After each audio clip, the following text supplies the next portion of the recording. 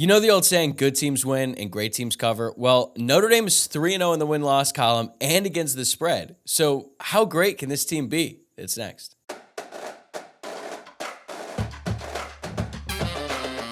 You are Locked On Irish, your daily podcast on the Notre Dame Fighting Irish. Part of the Locked On Podcast Network, your team every day.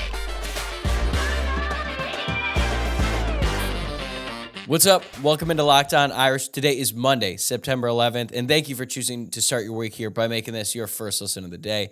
You can watch this episode as well as every other episode on YouTube or listen on your preferred podcast platform. And I'm the host, Tyler Wojciak. I graduated from Notre Dame in 2018 and have been covering college football as a producer ever since, first for ESPN and now at Fox Sports.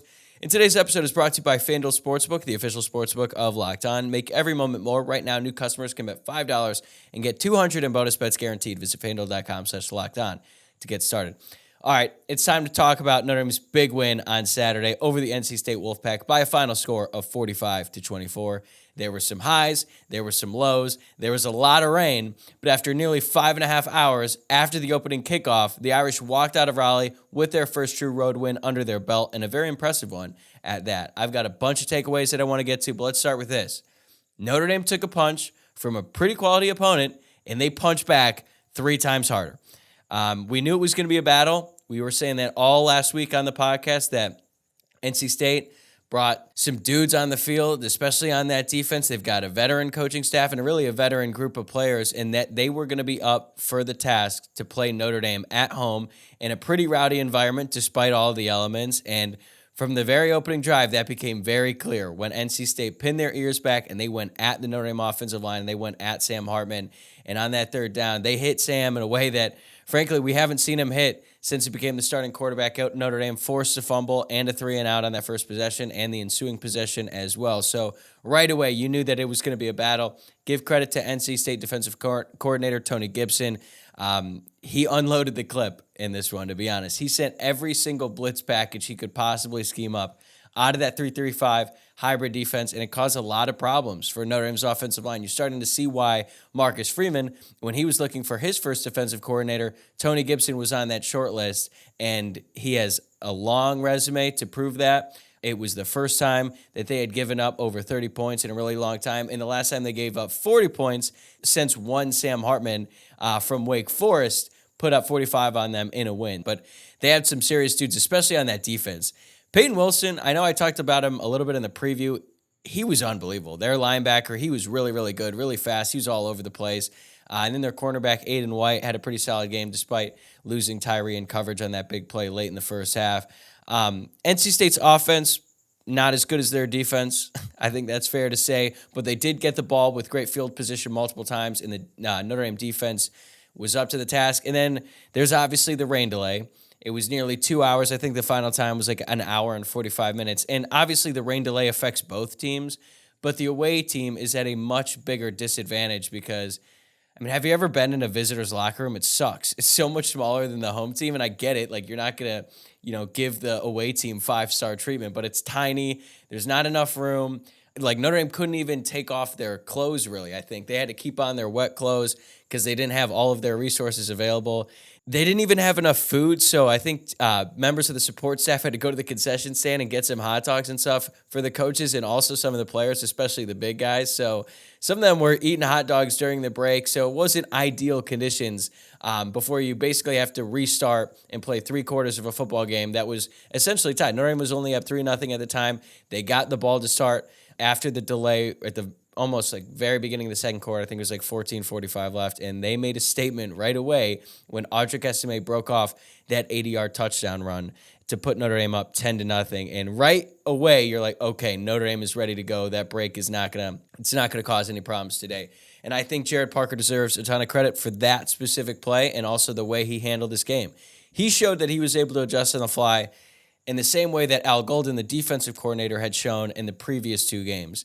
This was the first time that Gerad Parker's plan A just wasn't working, and he had to come up with something new. He had to come up with a plan B and a plan C, and I'm sure that there had already been some discussions about what those plans were beforehand, but then he had to execute them and make some adjustments based on what he was seeing from the NC State side. So in that estimate run, they ran an unbalanced line. They brought the left tackle, Joe Wall, over to the right side and lined him up next to Blake Fisher, so now you just have this super strong right side, and NC State saw it one time before. They adjusted to it a certain way, and then on this time, they adjusted in the way that Notre Dame wanted them to, and then that's how SMA was able to break it off. But it wasn't just there. Parker was going to the play action a lot, and it worked because NC State was selling out on the blitz.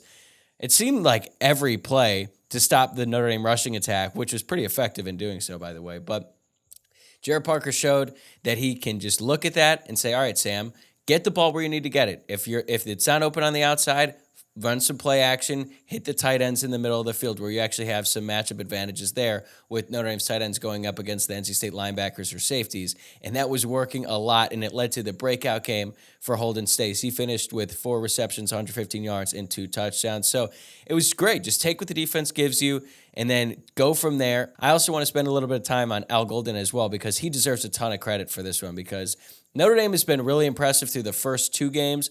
This was their first big test, and it seemed like plan A was just kind of working the whole time for Al Golden. I'm sure that they had to make some adjustments as well, but they shut down NC State's running attack. They only averaged 3.1 yards per carry.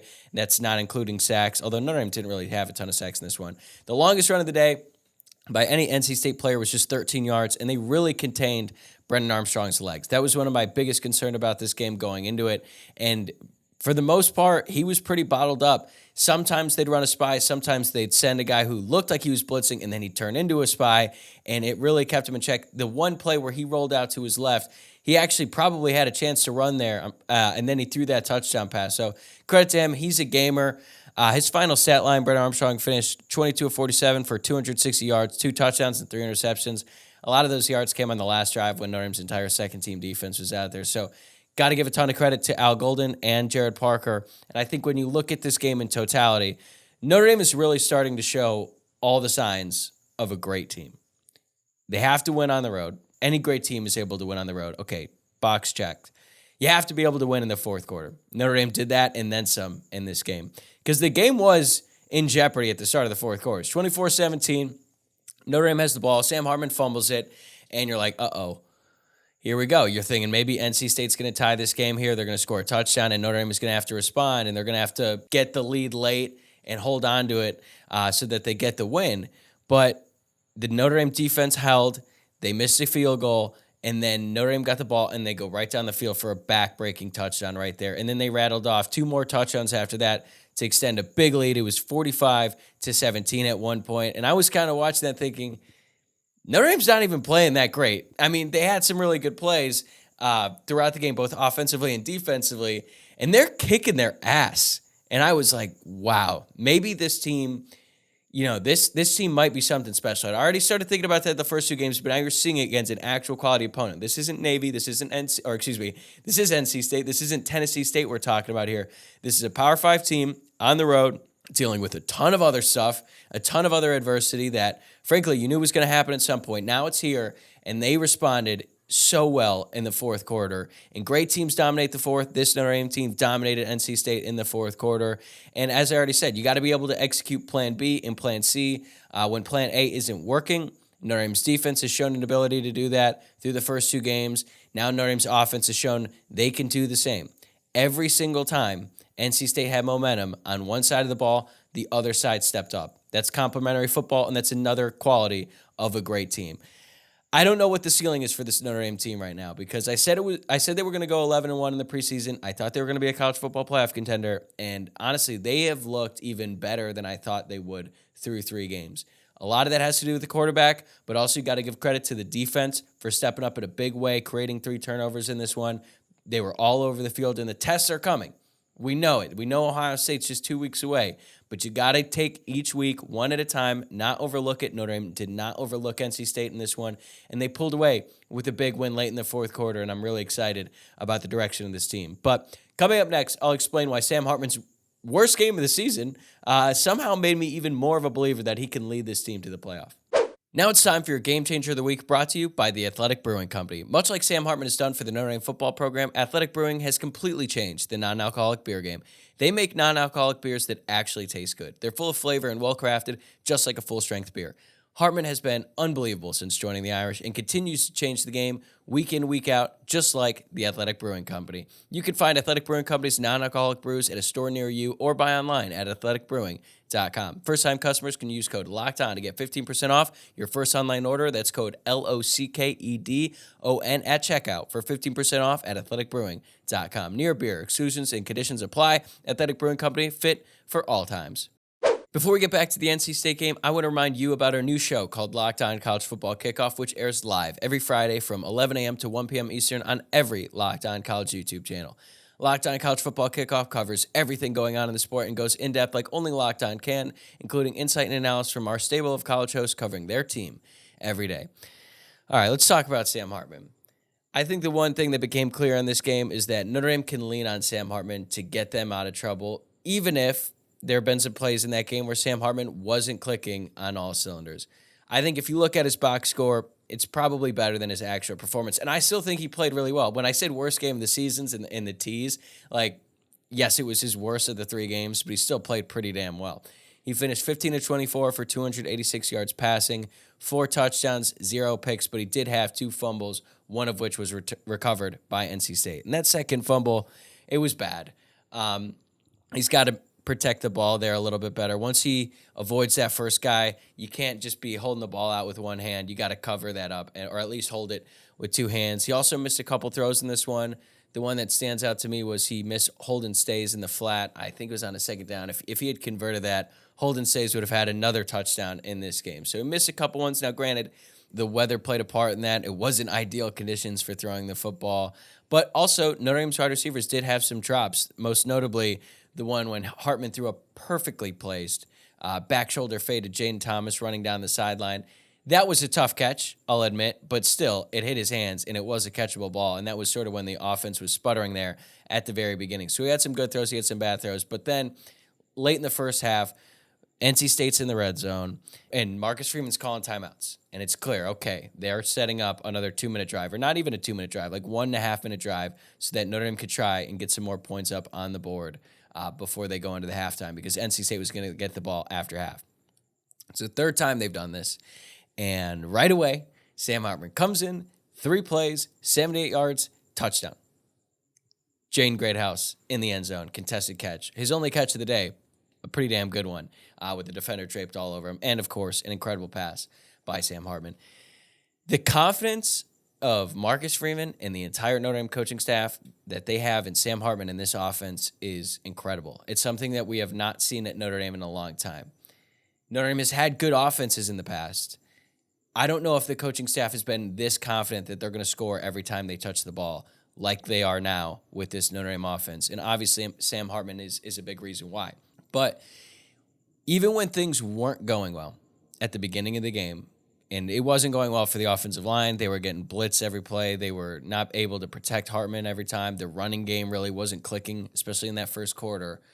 Sam Hartman made the throws. He eluded defenders. He extended plays like that play on that 2-minute drive to Chris Tyree. He rolls out to his right, keeps the play alive, finds Chris Tyree in a busted coverage by NC State. Wide open down the sideline. Tyree goes all the way down. Honestly, I think he should have scored. He kind of slowed down like way too early in that. But anyway, that's an aside. I'm getting picky here.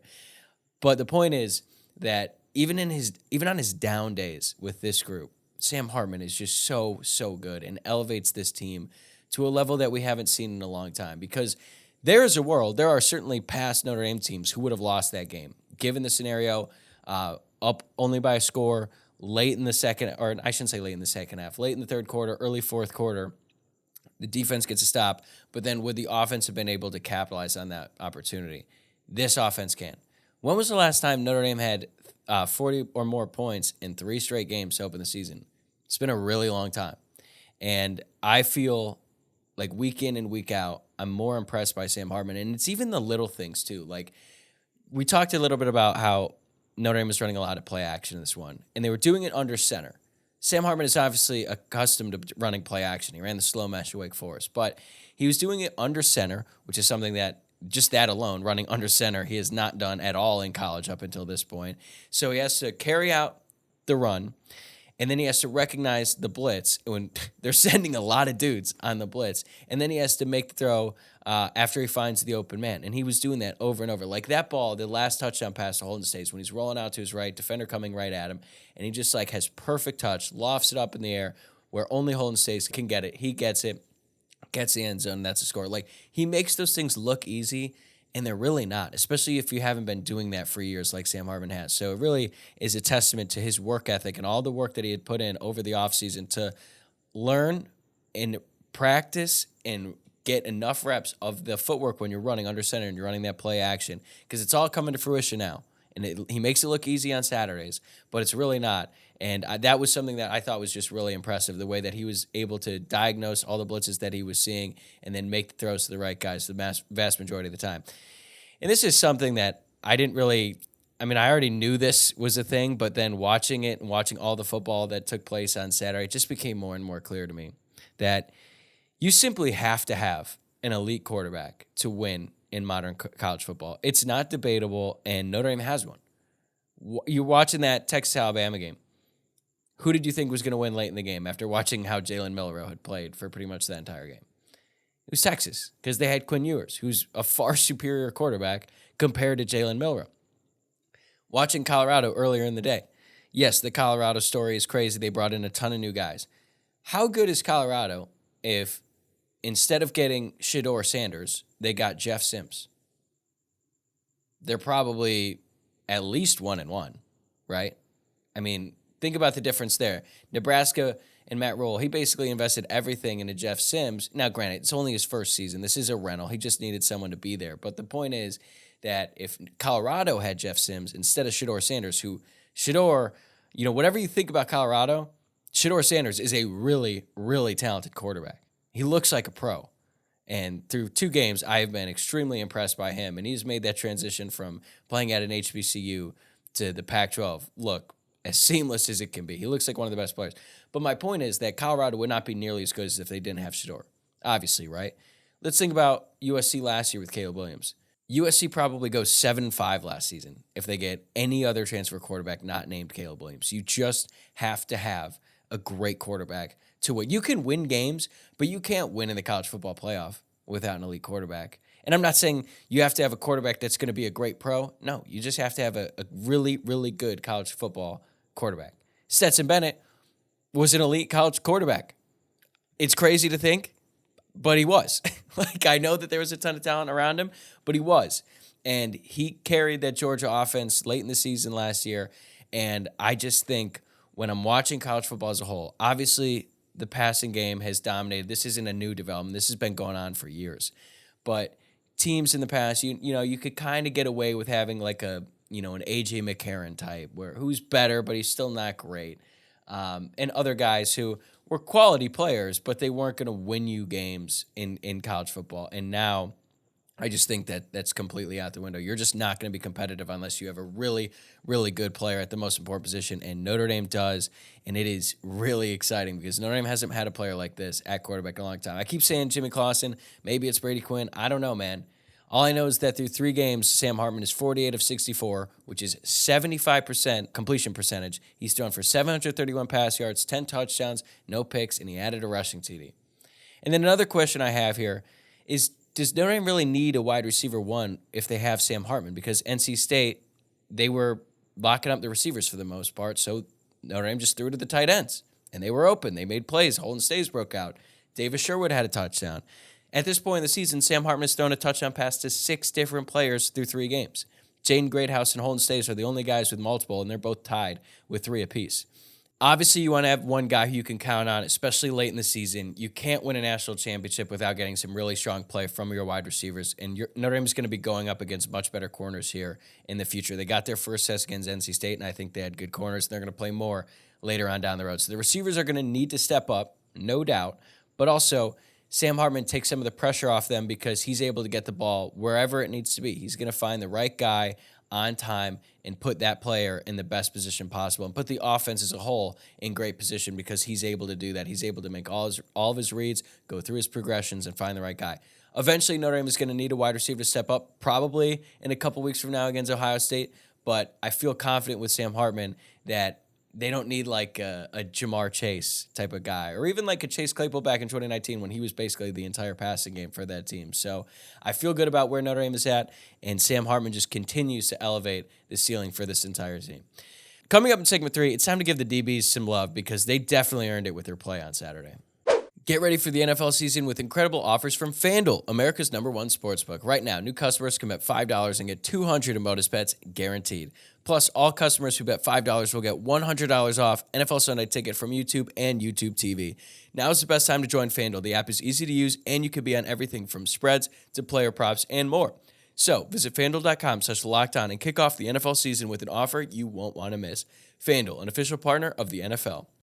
Okay, so when I did the crossover episode with the Locked On Wolfpack guys, they asked me who's one player or position group on Notre Dame that hasn't really broke out yet, but you're hoping to see big things from on Saturday. And I said the secondary, because Notre Dame's linebackers to this point have sort of been leading the way for the defense, and that's in large part due to the opponents that Notre Dame has played.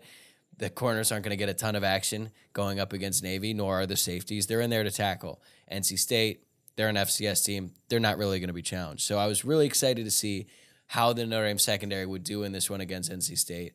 And boy, did they deliver, man. Every single guy in that starting unit really, really played well. But personally, I think Thomas Harper played the best of any Notre Dame defensive back on Saturday. It was really his coming out party in a Notre Dame uniform. He led the team in total tackles with 7, had 2 passes defended, and he was just everywhere on the field. Like, last year, Tariq Bracy, excellent nickel. Thomas Harper might be better than Tariq Bracy, which is kind of surprising. I think it's because he transferred in. He's only here for 1 year, and he came over from Oklahoma State, and his transfer didn't have quite the fanfare as, say, as Sam Hartman did. But still, it was a big-time addition for the team, and we're starting to see it on Saturdays. He was really, really good in coverage. He was just all over the field. I was really impressed by his performance. Benjamin Morrison, he had a dropped interception earlier in the game that honestly made me want to throw my remote. I could not believe he just gator-armed that there and didn't make a play. But give credit to Jaden Mickey as well. He had really tight coverage on that wide receiver, and then Morrison did make the right read and see that NC State was running that jet sweep pass. So he got there. He made the right play. He just didn't haul it in. But no matter, he ends up getting an interception later in the game. And that receiver had literally no chance. Ben Morrison was all over him on that entire play. And that ball, it looked like he was thrown to Morrison. Like, that's how on it he was in that play. So great pick by him. And then Xavier Watts. That's the player that we heard about in spring practice. That kind of playmaking ability is what we were hearing and what we were hoping to see in the fall. And we started to see a glimpse of it last year at the second half. I thought he was probably the best safety on the team during the later portions of the 2022 season. Comes in, clear starter this season. And that pass breakup right before he got the pick was so unbelievably athletic. When he just dove over top the receiver without interfering, without hitting him too hard to initiate a pass interference penalty, comes in, swats the ball down. I was like, oh my God. Initially I thought it was a PI and we got bailed out by the refs. And if we want to go in on the officials, maybe I'll do that tomorrow with Luke. But today I want to focus on Notre Dame. Xavier Watts comes in, knocks that ball down, immediately gets a pick. Right after that, granted, it did hit off the hands of Kevin Concepcion, the freshman receiver on NC State, but he heard footsteps, and I think he was scared of getting hit. Hits him right in the chest, ball pops up, Xavier Watts is there to make the play. DJ Brown, he even got in on the action with a nice interception there right across the middle. And then Cam Hart, he did give up that deep pass. I think that was great coverage on his part. That was a really, really great catch by the NC State receiver. One of the only great catches they had in that game. They had a lot of drops in that one, so the stats they could have been a little bit better on the NC State side, but really, I just look at this as Notre Dame secondary gives them a chance against every team left on the schedule. And believe me, there are some big challenges coming their way in very short time here. Ohio State and USC, I think they're the 2 best receiver rooms in all of college football, and Notre Dame has to play 2 of them in a span of 4 weeks, and it is going to be a big task for that Notre Dame secondary. And they're probably going to get beat on some plays. These guys on Ohio State and USC are just too talented to contain completely for the entire game. But if you think about Notre Dame teams from years past, there is no way that those secondaries would be able to hold their weight against the current wide receiver cores for Ohio State and USC and even some of the other teams in the schedule. This group can. Benjamin Morrison is an NFL player starting at cornerback right now for Notre Dame. Cam Hart is a fifth-year senior, a veteran who's seen it all, and he's playing really well despite the big play. He just had a loud miss in this one. And now Notre Dame has safeties who are making plays all over the field. It rarely has all come together like that, where the corners are good and the safeties are good, and they're all making plays at the same time. But Notre Dame's defensive backs are doing that right now, and I'm really excited to see what they can do when they go up against that level of competition, because it's going to be a big test, and they're up for it. Last one on the way out. I was getting some texts about this. Spencer Schrader. Apparently it sounded like I was too much of a doubter. It wasn't just him. It was really all special teams. That dude's got a leg, man. That 54-yard field goal, first of all, I couldn't believe that Marcus Freeman was opting to kick that there. And then he made it, and I was like, oh, my God, that would have been good from like 60. And then when the 56-yarder was on the table, Marcus Freeman had no hesitation and just sent the field goal unit out. And even though he missed it, he had so much distance on it that I was even more impressed. I was like, oh, my God, like this guy's the real deal. Yes, he had that shank against Navy. I'm over it. I have all the confidence in the world in Spencer Schrader the rest of the season, and that is one more thing you need if you want to be a great team. You need a great kicker because, like I've been saying all year, it's coming. He's going to have a kick here in the coming weeks, probably in that 4-week stretch between Ohio State and USC, where he's going to have to make a big-time kick in a big-time moment. And now I have all the confidence in the world that he can. From 50 yards out, who cares? But that is going to do it for me today. I'm sorry about my voice. I'm fighting a cold here, but I'm podcasting through it. Tomorrow I'm going to be back with Luke Smith. We're going to do our 3 things we like and didn't like from this game. And thanks as always for making this your first listen of the day. Remember to subscribe to the show on YouTube or wherever you're listening to the podcast. Follow us on social media. Twitter account is @LockedOnIrish. Instagram is @LockedOnIrishPod. And you can follow my personal Twitter account as well @Tyler, WOJCIAK. I'll see you guys tomorrow.